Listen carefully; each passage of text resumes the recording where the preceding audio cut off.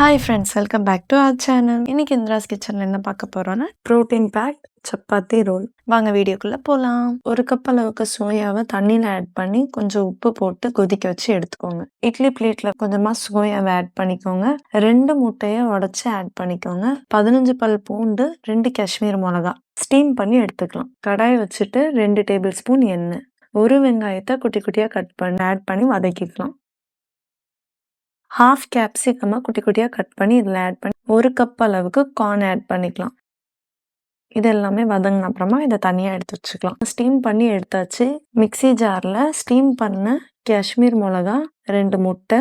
இந்த வீடியோ உங்களுக்கு பிடிச்சிருந்தா மறக்காமல் லைக், ஷேர் அண்ட் சப்ஸ்கிரைப் பண்ணுங்கள்.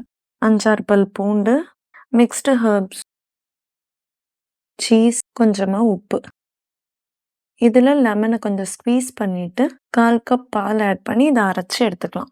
வதக்கின வெங்காயம், குடமிளகா, கார்னை ஒரு பவுலுக்கு மாற்றிட்டு சோயாவும் ஸ்டீம் பண்ணி வச்சிடும் குட்டி குட்டியாக நம்ம பிச்சுட்டு இதில் ஆட் பண்ணிக்கலாம். அரைச்சி வச்ச பேஸ்ட்டை இதோட மிக்ஸ் பண்ணிவிட்டு சப்பாத்திக்குள்ளே ஸ்டஃப் பண்ணி ரோல் பண்ணி சாப்பிட்டிங்கன்னா ஹெல்தியாக protein packed chapati roll ready ஆயிடுச்சு. நீங்களும் ட்ரை பண்ணி பாருங்கள். நெக்ஸ்ட் வீடியோவில் பார்க்கலாம்.